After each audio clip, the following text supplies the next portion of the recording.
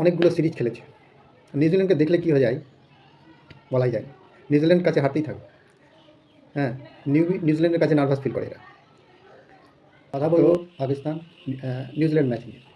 New Zealand ও পাকিস্তান টসে জিতে Pakistan bowling করার সিদ্ধান্ত নেয়। নিউজিল্যান্ড ব্যাটিং করে 50 ওভারে 5 উইকেটের বিনিময়ে 320 রান তোলে।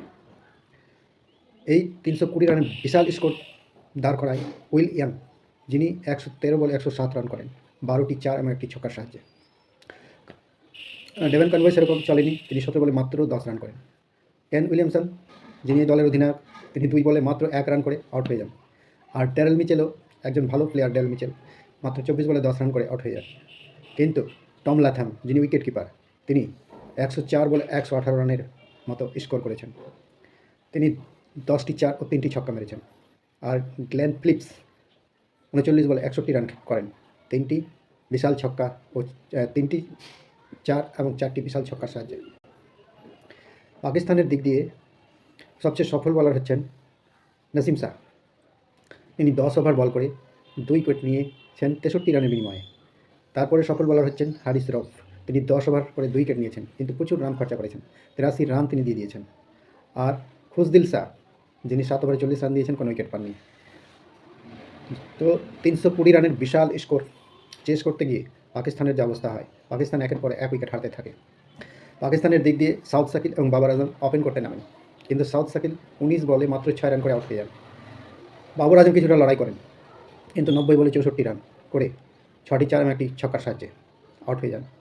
মোহাম্মদ রিজওয়ান, যিনি এই দলের মধ্যে সবচেয়ে ধারাবাহিক ব্যাটসম্যান, তিনি এই দলের অধিনায়ক হচ্ছেন, কিন্তু তিনি কিছুই করতে পারেননি। 14 বলে মাত্র 3 রান করে আউট হয়ে যান। ফাকার জামান একটা দারুণ ট্যালেন্টেড প্লেয়ার, কিন্তু ধারাবাহিকতা নেই। দারুণ খেলেন, কিন্তু ধারাবাহিকতা নেই। তিনি 41 বলে 24 রান করেন 4টি চারের সাহায্যে। সালমান আলী আগা, এর আগে তৃতীয় সিরিজে তিনি সেঞ্চুরি করেছিলেন, কিন্তু আজকে 28 বলে 42 রান করেন 6টি চারের সাহায্যে এবং একটি ছক্কার সাহায্যে। তৈয়ব তাহির কিছু করতে পারেননি। খুশদিল শাহ, যিনি 49 বলে 69 রান করেছেন 10টি চার এবং একটি ছক্কার সাহায্যে। বাকি ব্যাটসম্যান এসছেন আর গেছেন, ফিরে গেছেন। তো পাকিস্তান শেষ অবধি 50 ওভারে পুরো উইকেট হারিয়ে 260 রান অবধি করতে পারে। এইভাবে প্রথম ম্যাচে নিজের ঘরে নিউজিল্যান্ডের বিরুদ্ধে পাকিস্তান হেরে যায়। নিজের ঘর, এই জন্যই বলছি যে হিন্দিতে একটা কাহাওয়াত আছে কি আপনি এলাকা में बिल्ली भी शेर होता है, কিন্তু এখানে ঠিক উল্টোটা। নিউজিল্যান্ডের বিরুদ্ধে 5 উইকেটে পাকিস্তানকে হারিয়ে দিয়েছে। 60 রানে পাকিস্তানকে পরাজিত করেছে। আর পাকিস্তান 260-এ অল আউট হয়ে যায়। বাবর আজম, ফাকার জামানের মতো প্লেয়ার থাকতেও এরা নিজের ঘরের মধ্যে কিছু করতে পারে না। মানে এখানে বিল্লিও সের হয়ে যায়, এরা নিজের দেশে বিল্লি হয়ে থেকে যায়। নিউজিল্যান্ড বলারদের কথা বলি। ম্যাট হেনরি 7 ওভার 2 বল করে 25 রান দিয়ে এক ওভার তার মেডেন থাকে, 2 উইকেট নিয়েছেন।